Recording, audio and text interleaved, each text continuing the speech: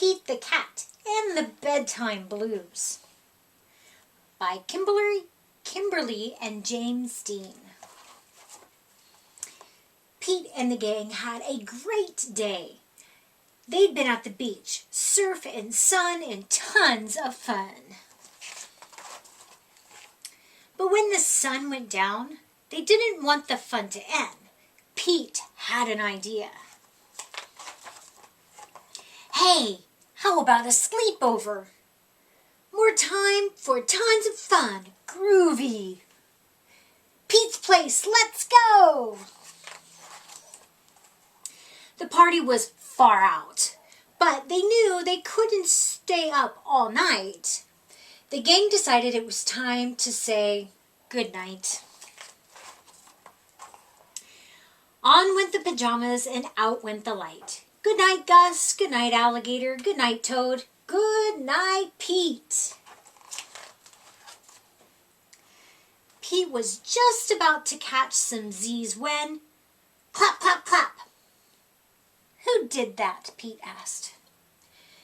It was me, said Grumpy Toad. I don't want to go to bed.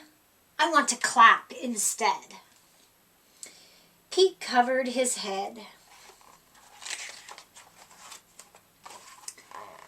This cool cat needs to go to bed. Good night, Gus. Good night, Alligator. Good night, Toad. Good night, Pete. Time to sleep.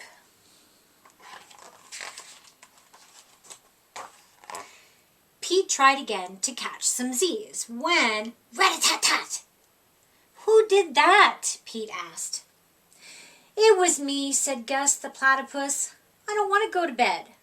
I want to jam instead. Pete covered his head. This cool cat needs to go to bed. Time to sleep. Good night, Gus. Good night, Alligator. Good night, Toad. Good night, Pete.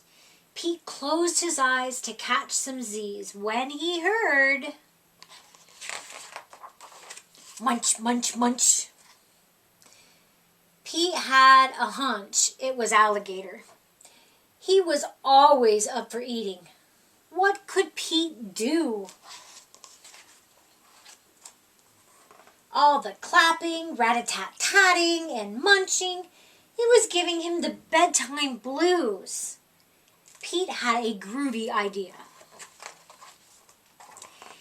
He got out his favorite bedtime story and started to read, first to himself and then to the gang.